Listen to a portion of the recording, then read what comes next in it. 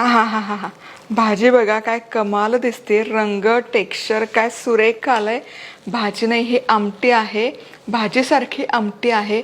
Stock special तयार करून केलेली ही स्पेशल आमटीचा प्रकार आहे.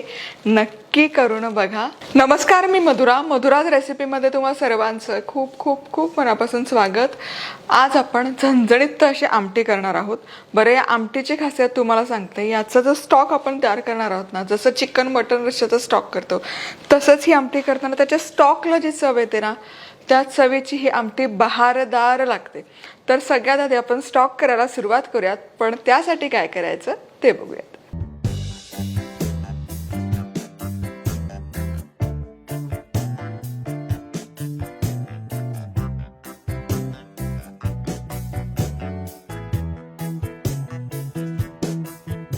सगळ्यात आधी चमचाभर तेल तापवून घ्यात. मधुराज रेसिपीची तेलाची किटली आहे. मधुराज रेसिपी club.com वर खरेदी करू शकता.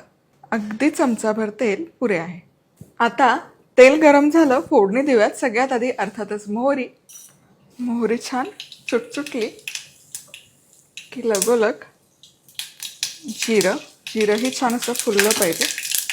लगोलग हिंग, कढीपत्ता, बारीक चिरलेला कांदा. एक कांदा बारीक चिरून घेतला, तो घालते. मिसळूया आणि हलका सोनेरी रंग येईपर्यंत कांदा परतून घ्या. पण फोडणी काय खमंग बसली तुम्हाला सांगते. कांदा आपला परतून होतोय तोवर ही 100 ग्रॅम मटकीची डाळ घेतली, म्हणजे अर्धा कपला थोडीशी जास्त, पाऊण कप म्हणू शकतो. यामध्ये पाणी घालूयात. भिजत वगैरे घालायची गरज नाही, फक्त स्वच्छ करून घ्यायची डाळ. यातलं धुरकट पाणी आहे ते काढून घ्यायचं. डाळ धुवून झाली तोवर इथे कांदाही तयार आहे. छान खरपूस सोनेरी रंगावर भाजून घेतला. यामध्ये आलं लसूणची पेस्ट आणि हळद घालूया. मिसळायचं. आलं लसूण पेस्ट घातली की काय कमाल सुवास तरवळतो. आता हे मिनिटभर परतून झालं. आलं लसूण पेस्ट घातल्यावर यामध्ये आता ही डाळ घालूया. मिसळून घ्यायची आणि यामध्ये भरपूर पाणी घालायचं.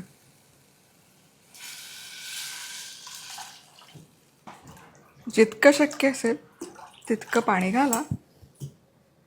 यामध्ये मीठही घालूया.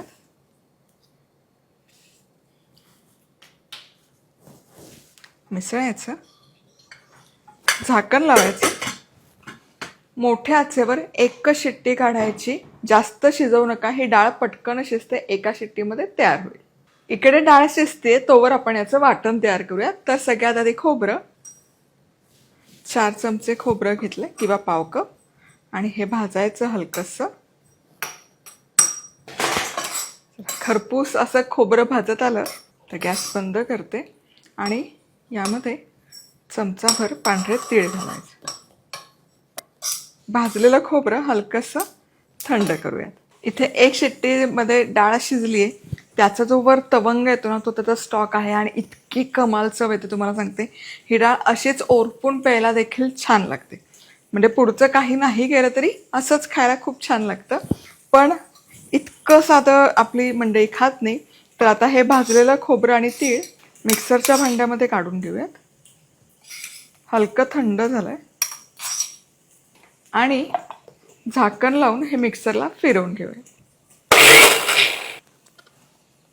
वा वा वा, बघा छान हे मिक्सरला फिरवून घेतलं. आता यामध्ये 2 टोमॅटो देखील घालते. सोबतच थोडी कोथिंबीर सोबतच थोडं आलं आणि लसूण देखील.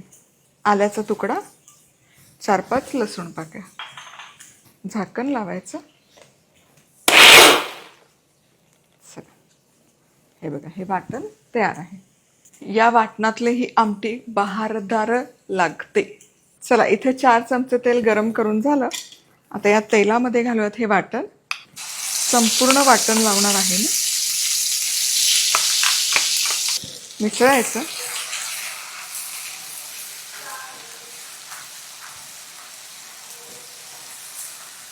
आणि टोमॅटो आपण शिजवलेलं नाहीये. टोमॅटो शिजलं पाहिजे म्हणून एक 5 मिनिटं तरी तेलामध्ये चांगलं परतून घ्यायचं. चला, 5 मिनिटं हे छान परतून झालं. वा वा वा, बघा छान तेल सुटायला सुरुवात झाली. टोमॅटोचा कच्चेपणही केलेलं आहे. आता यामध्ये चमचाभर आपला मधुराज रेसिपीचा संडे मसाला, अर्धा चमचा गोडा मसाला आणि चमचाभर बॅडगी मिरची पावडर, सोबतच मीठ आणि कोथिंबीर घालूयात. मिसळूयात. वाह, मसाल्यांचा काय कमाल सुवास दरवळतोय तुम्हाला सांगते. आणि आता स्टॉकही आपला इथे तयार आहे. वाफ केली. आ हा हा हा, कमाल. जसं चिकन मटनचा आपण स्टॉक करतो की नाही, तसं हा मटकीच्या डाळीचा स्टॉक तयार होतो. वाह, बहारदार. आणि एका शिट्टीतच मटकी देखील छान शिजते. गरम गरम मसाला, त्यामध्ये हा गरम गरम स्टॉक टाकूया. मसाल्याला रंग बघा किती बहारदार आला. आता मसाला गरम आहे, त्यामुळे त्यामध्ये हे गरम गरम रस्सा घालूया. मिसळायचं. कन्सिस्टन्सी ॲडजस्ट करायला आणखी थोडं पाणी, गरम पाण्याचाच इथे वापर करायचा. थोडीशी कोथिंबीर वरण देखील पेरते. मिसळूयात. कमाल. वा, ज्या प्रकारे आपण तूर डाळ, मूग डाळ घोटून घेतो तशी घोटून घेतली तरी चालेल, पण तुम्हाला सांगते हे असंच खूप छान लागतं. त्याला जरा टेक्स्चर असलं ना, ती आमटी खायला किंवा चुरून चुरून भाकरीसोबत खायला बहारदार लागते. आता याला एक छान उकळी काढून घ्यायची. 5 मिनिटं तरी मस्त शिजवून घेऊयात. चला, इथे आमटी छान शिजवून तयार आहे. रंग बघा बहारदार आलेला आहे, टेक्स्चर कमाल आलंय आणि भन्नाट दिसतंय प्रकरण. वाह, एक संध झाली आहे. क्या बात आहे. तुम्हाला सांगते, या प्रकारे हा आमटीचा रस्सा करून बघा. मटकीच्या डाळीचा आमटी रस्सा जबरदस्त लागतो आणि बहारदार होतो. म्हणजे पाहुणे घरी येणार असतील, त्यांना काहीतरी वेगळं खाऊ घालायचं असेल, जबरदस्त आहे. गरम गरम भाकरी आणि हा रस्सा चुरून खायचा. आणि जो आपण स्टॉक तयार करून घेतलाय कुकरला, त्याची चव म्हणजे मेन चव या आमटीला त्याची आहे. पुन्हा भेटूयात. तोवर मस्त राहा, खुश राहा, आनंदी राहा. सगळ्यात महत्त्वाचं खात राहा.